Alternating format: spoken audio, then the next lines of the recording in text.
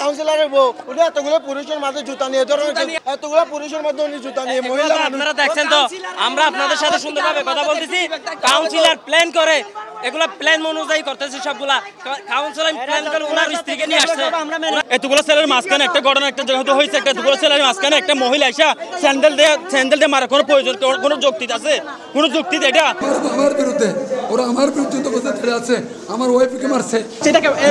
ওরাই মারছে ওই ঘটনার ওরাই মারছে ওরা আপনাদেরকে যারা আক্রমণ করতে বলছে আমাদের কাছে ভিডিও আছে আপনার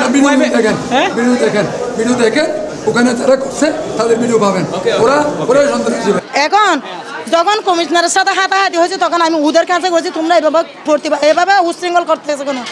এলাকাতে ঘটনা হয়েছে একটা ছেলে এখানে এসে মারা গেছে এরপরে তোমরা এরকম করতেছে কেন তোমাদের মা বাবার আদর্শ কেমন অশ্লীল ভাষায় যখন আমাকে গালিগালাজ করছে বাজি আপনাদের মায়েদের যদি বোনদের এরকম ব্যবহার করে আপনারা বরদাস্ত করতে পারবেন আমিও তো একটা মা আমার একটা তো মান সম্মান আছে তখন আমি কি বলবো তোমরা তো আমাদের ছেলেদের আমার ছেলের মতো জুতা দিয়ে ফেটাবো তোমরা তো আমার ছেলের মতো এগুলা কি বলছে আমাকে তোমাদের মায়ের মতো লাগছে না আমি এইভাবে ওদের জন্য জুতা দেখাচ্ছি আমি জুতা দিয়ে ফিটাই নেই